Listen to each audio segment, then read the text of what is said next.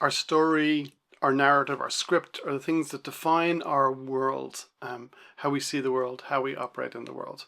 And when that story is working for us, it's very clear because we are thriving, we're enjoying life, we're growing, things are working out in the way that, our story would define as successful. But when our narrative, our story isn't working for us, then we feel stuck and we feel not moving in the direction or at the pace that we think we should be. Or we're comparing ourselves to the place other people are at in their story and their journey, and it doesn't add up for us and it doesn't ring through. If you're watching this video today, it's quite possible that you've clicked on it, or it's just time for you to rethink your story and your narrative, because trying to change the world isn't as easy as trying to change your story. So in this video, I'm going to share a concept that might help you to rethink and redefine your mindset so you can move forward on your path.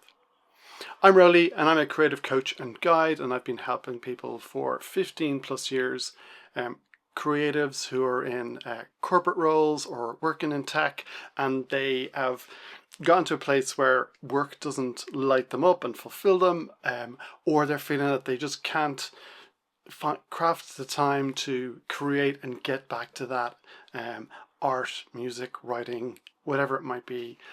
So that's what I do. I help people to find a way to get back there, and I'm going to try and help today.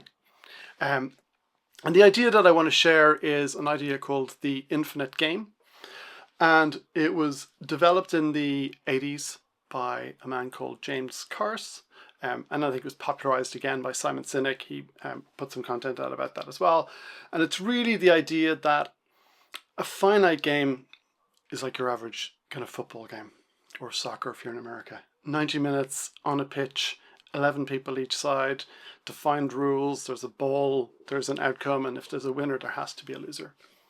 And in the infinite game, there is no definition of what winning looks like, what losing looks like. It's not even possible to win. There's new people always entering or exiting the game. The rules, the definitions aren't always there, and it isn't always clear. So, education. Yes, you can come first in your year in a defined period, but nobody wins at education. Nobody wins at life. Nobody wins in marriage. These are all infinite games. And in the same way, creativity and art is infinite. And it's easy to see that because when people write books, authors will write a foreword or say, hey, I think this is a great book in this field or this genre. And, there's a generosity there, an openness, a sense of abundance. Not, oh, if I write in your book, then that's less people reading my books. No, there's this sense of sharing. It's the same thing with musicians. When they're interviewed, they're always asked, what are their influences? And they'll talk about blues musicians from the 60s or rock inspirations from the 70s, or whatever it might be, that they're talking about their favorite albums. And I just think it's a really helpful way to think about it, because it takes us out of a scarcity mindset and helps us to see the world as full and abundant and, generous. And one of the reasons why, so my puppies are here sleeping. My son's living in my office at the moment because we've got visitors. So it's not my usual setup. But this puppy, this is Ivy. She's our little rescue. And she loves, at the moment, we're having so much fun playing catch, and it's an infinite game, and she would play it infinitely. I'm usually the one who tires from throwing sooner than she tries from catching a stick or a ball and coming back to me, and she'll just do it over and over and again. And even when it's time to go home, she's still looking up at me expectantly to pick up a stick or to throw the ball. And there's no winners there. It's just beautiful. We're both playing, she's enjoying life, and it's just amazing. And any stick will do. Anything I can pick up and throw. We're not limited in any way. So it's an amazing time at the park to do that. But that's just an example of how that can engage us and move us on.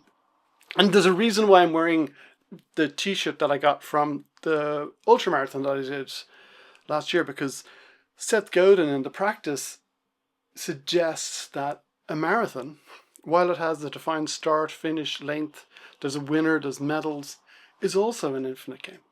Because really, like here in Dublin, the Dublin Marathon, there's about 40,000 people who run it. Realistically, only 500 are in the running to win it. Probably the top 20 are in the running to win it. But we all come away with our medals at the end. And it's not that I didn't win the marathon, but I won my race. I made it to the end.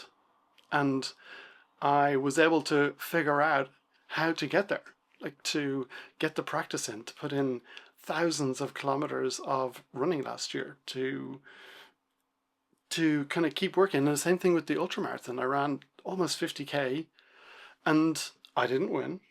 I did get a t-shirt, but it was a collaborative effort. We were all cheering each other on. We were all going, okay, how are you doing? Come on, let's keep going and let's keep moving. And in a similar way in life or in art, it's about thinking abundantly and open about it.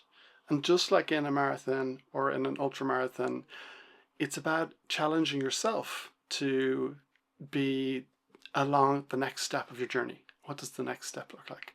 What does that progress, what does that mission towards your goal look like? And it's not even about the one day when I stepped onto the racetrack. It's about all of the hours and miles that I logged before it. The stuff that nobody saw, the stuff that's maybe on my Strava, the amount of shoes I've been through, the early mornings, the late nights. It's all of those things that add up to being able to get out there and figure out a way to overcome my tiredness or my limitations, in the same way that when we're making art or creating, that there's resistance and it's pushing against us and it's wanting to slow us down. Life's trying to get in the way, but it's about finding a way to consistently add to that. In the last video I put up, I mentioned about Isaac Asimov, and he wrote over 400 books.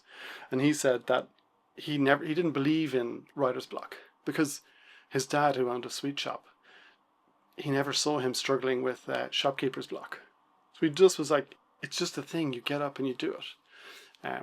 So my challenge to you today is to find a way to create some space in your day, in your week, in your month, and to find some time to get back to your craft, get back to your art, and put in a bit of practice and move towards where you want to get to.